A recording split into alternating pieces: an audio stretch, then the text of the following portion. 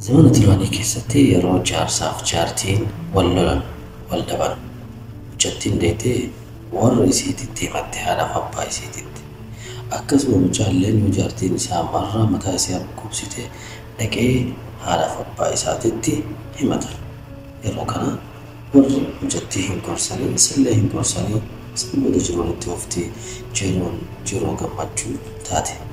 Laakiin yeroo ammaa kana wajjin yoo gammadaalloo ta'ee jaartiin takka yoo jaarsa isiitiin wal dhabde warra ofii dhiiftee jaarsa dhiiftee jawaala wal qabdee wallaahi jaarsi kiyya nama akkanaati jaarsi kiyya wallaahi akkanaati jettee dubbatte.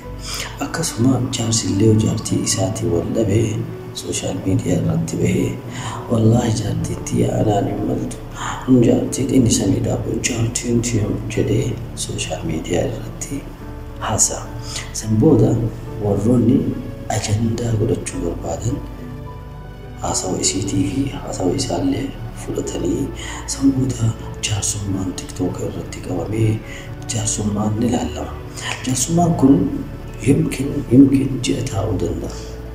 Akkasuma namoonni dubbiin tun akka ooftu barbaadan ammoo jawaala ofii ol qabanii badii qabu isatu awwala akkana godhee isiin akkana jettee isitu haqa qaba. Kunillee lakkii isatu haqa qaba. Akkuma nama isaa wajjin mana keessa jiraataa jiraniititti irraa dubbata. Kun isiillee hin beeku jechuma isii qabatee dhufu tunillee isa hin beektu jechuma isaa qabattee dhufte. Zamanni jijjiiramee jira. Zamanni kun ammoo zamana dhugamaa nama sodaachisa. Fuulduratti yimkin deemnee wayita sooshaal miidiyaa irratti ulfuutee kadhaltu arguu kennan ni mala hin beekamu. Kanaafuu sooshaal miidiyaan yoo gaariidhaaf fayyadamte gaarii siif ta'a.